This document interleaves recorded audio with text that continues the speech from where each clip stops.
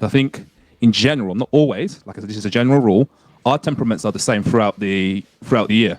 So we don't have obviously the time of the month or anything. So I think we can be consistent, whereby if a child's raised in a single mom household, obviously there's different times whereby if she's going through a menstrual cycle, her mood may change and that could affect the child as well. So sound like a chauvinist. Yeah, I am. I do believe in the patriarchy.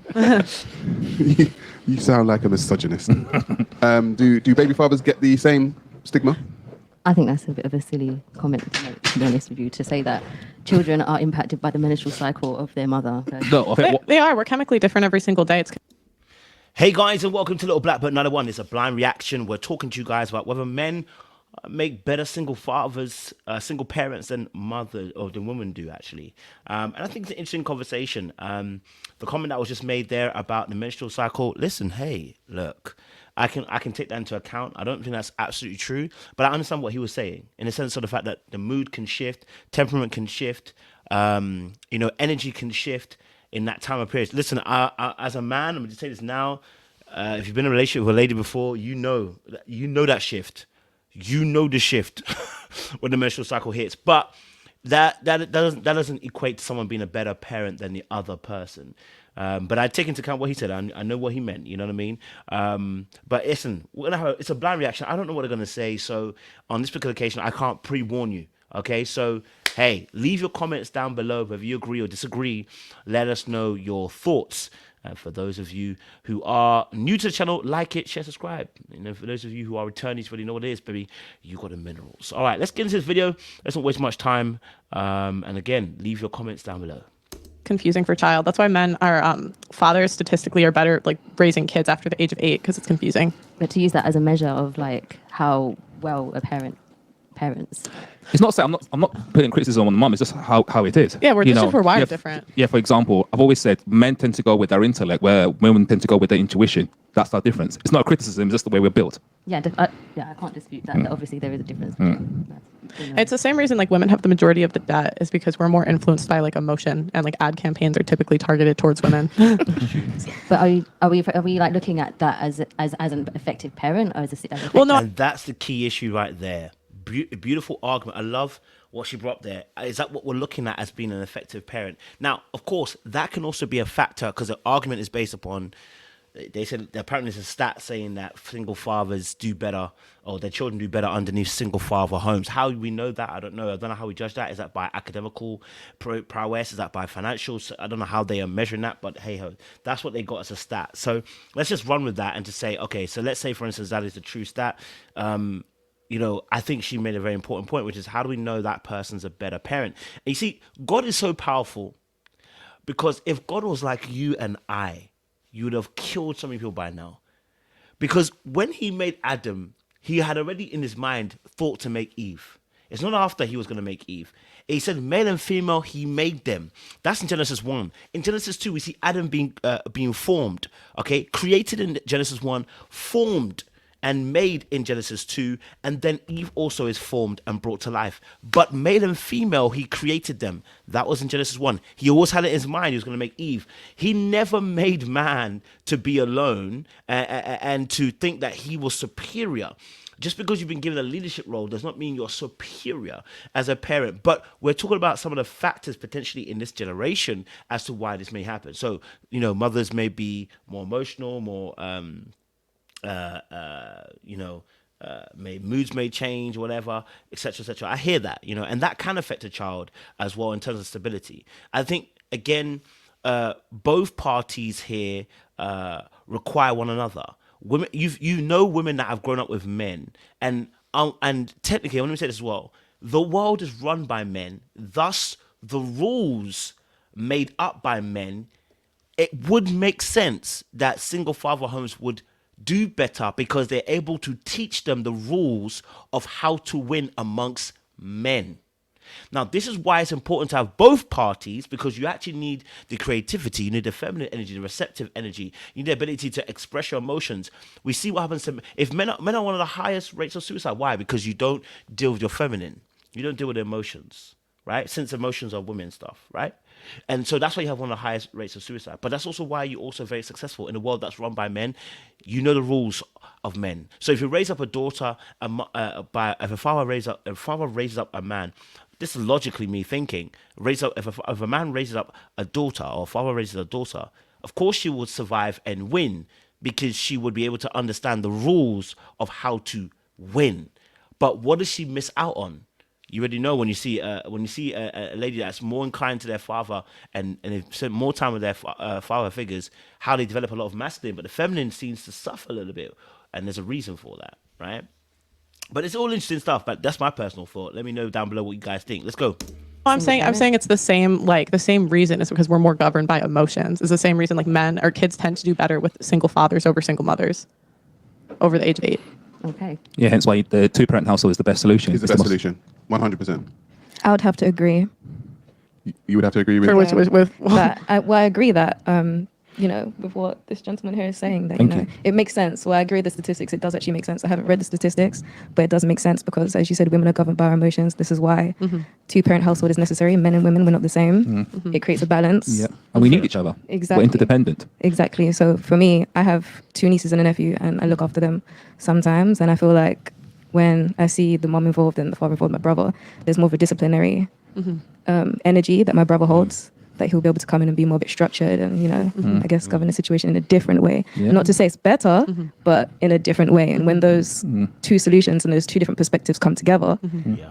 it works. It's, it's the way the Most High intended it to be. So Yeah, that's and my standpoint. remember, back in the old days, what would mothers always say to their children? Wait till your father comes. Yeah. and I put the fear of God in that household. Yeah. Absolutely, and that's why again the disciplinarian is important. Now, a woman can pick up that disciplinarian role. It just becomes tiresome, though. As you know what I mean, and so it can be very difficult. But this is why again we advocate for both parties to be involved. Why we need healthy parents, both on the male and the female, and the woman and the man side, because what God has made. He's made it in such a way that you have to be integrated.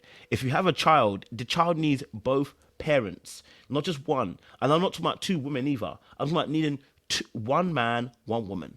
Okay? All right? That's my personal belief system. Okay? So, I think clearly here they've come to a good conclusion. They seem to be agreeing.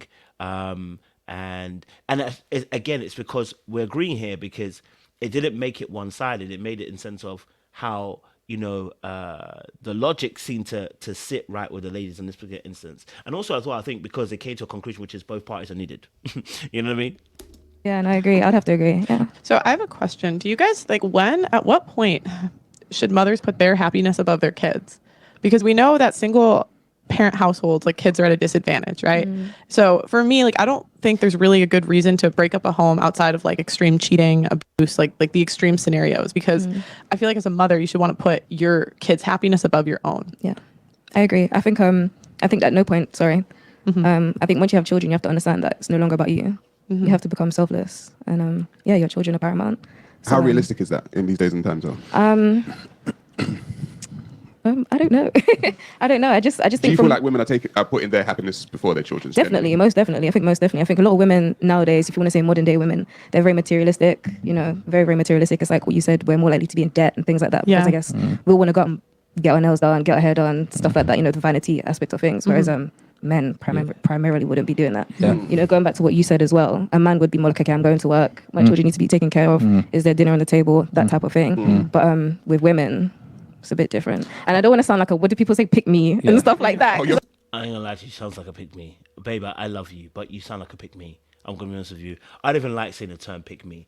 And I think I'm being facetious a little bit. I think you're agreeable. And I think you're a person that doesn't want an argument. And I say that because the argument she's making, she actually hasn't added any argument. Do you know that? I notice this about people. Listen, I may not like a contentious woman. Let me be very frank with you, right? But make an argument.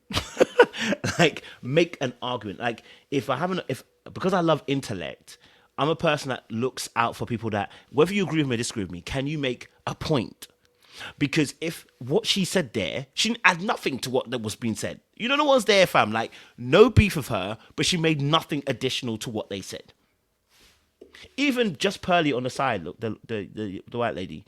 will make points. Whether you agree with it or disagree with it, she made a point. Did she make a point? The only point she did was agree to what the men already said. Didn't add on to it, didn't expand on it, didn't expound on it. So that's why you're going to look like a pick-me. That's why you look like a pick-me, because you're just agreeing, it seems like, right? Just to agreeing sake. So, no offense to her. I think she's probably an agreeable person. Maybe she's a very malleable person. She doesn't do arguments. Maybe she's a very peace, easy kind of person. Temperament is, phlegmatic, chill, go with the flow. You know what I mean? So she's not going to be her temperament. And I'm not beefing that. I'm just saying that in this conversation, she's so far hasn't added anything, right? Just saying, nah. Sounded like a pick me. But do you know what? Honestly, this is my standpoint. I come from a single parent household. I grew up with my dad, for majority of the time. But it got to a point where my dad wasn't involved, and I saw the way my mum has been throughout all of that. Okay. Because one of the ladies was saying it before. I can't remember who was saying it, but there's a certain type of closure that comes with when a father passes away, and a woman understands maybe what her place was in that dynamic, and the father passes away. But when there's infidelity, etc., and the father is kicked out, it's a different type of dynamic. So for me, the way my mum's always been, she's been very selfless. She's always put myself and my brother first. Right. And I feel like that's built certain levels and certain principles and values within us that do come from scripture, do come from the Most High. But I feel like, sorry, I lost my train of thought. No. But I feel like women have a lot to assess in this day and age. It's not just entirely because of women. I take it back. She's added some value to it, because previously she wasn't adding anything. Now she's given us a bit of perspective here. She grew up in a single parent home, and for herself, she grew up with her mum. Dad wasn't around per se. Okay, I would love to know a bit more in terms of how that affected her. But she obviously, her mum was selfless and put the kids first, which absolutely she did. And you know what I said about? I did another video which I think they're talking about similar kind of thing, but.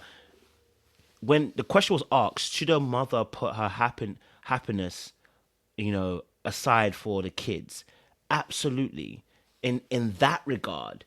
But what she's describing here is the mum was selfless. What most women or most mums who are any mum that's a good mum, right, is going to put their needs aside, or should I say their wants aside, to make sure their kids are taken care of. That's different to, are you going to put your happiness aside? I think we've got to be very, very careful. I think the argument gets, again, remember, I want to say this as well, what's your definition of happiness? Because people have different definitions, and people see some things as frivolity.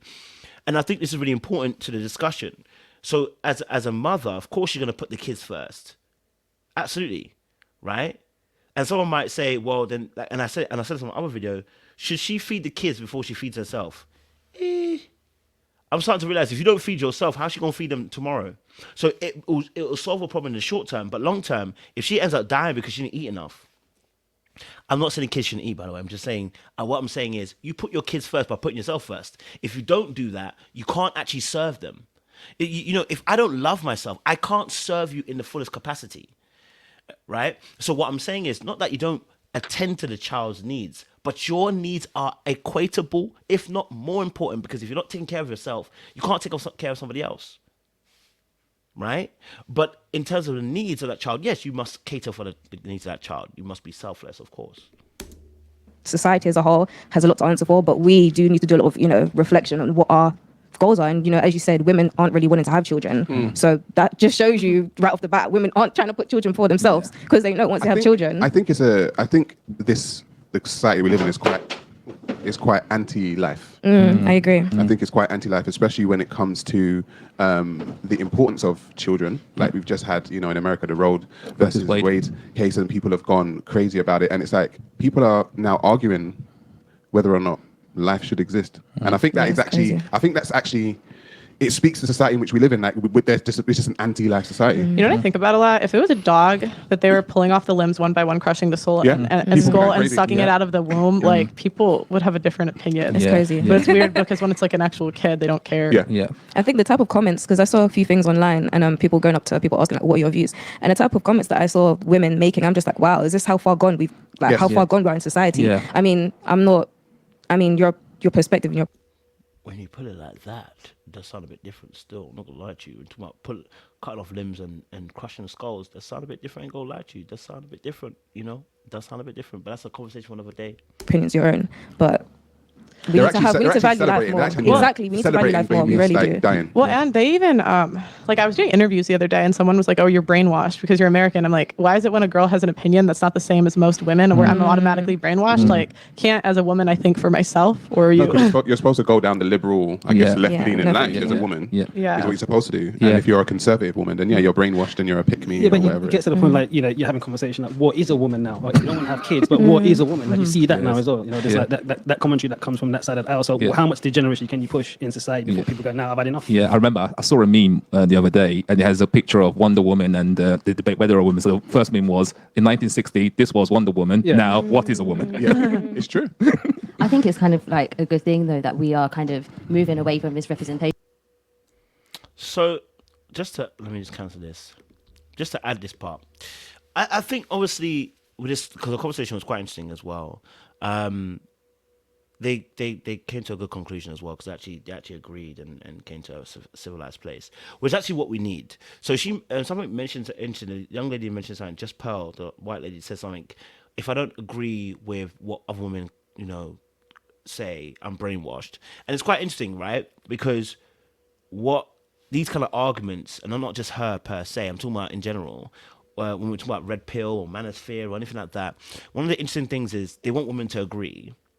So if a woman agrees with them, they like it. When a woman doesn't agree, they say she's brainwashed, right? The women are brainwashed, or women are just like this.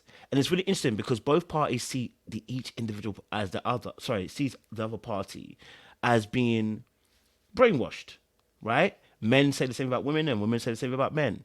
And what's interesting is that until you come to the table, define and discuss and highlight certain topics, you have to remember people are.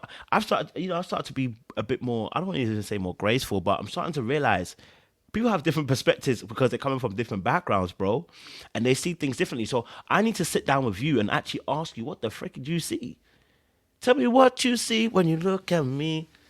You know what I mean? Like we need to have this kind of conversation. What do you see? Because I need to understand where you're coming from, because you're going to have a different ideal to me, especially as a man or a woman as well, right? And I think one of the key things about having conversations between both genders is being able to try and understand each other's perspective. If we don't, and you're going to have the war between the two of them, which is I'm right, you're right, you know, you're wrong, I'm wrong. Like it becomes that instead of actually being about, actually, do you know what? I'm trying to see your perspective here and maybe get some enlightenment from what you're saying. Now, I may not agree, but I'm at least going to try to hear you out so I can get a different perspective, you know. And I think these conversations are great as well. So like, share, subscribe, click on the bell button for notification of uploads. We appreciate it, guys. Stay locked and stay loaded. Let me know your thoughts down below. Do you agree with what you just heard? We'll make sure, you know, you leave a comment down below.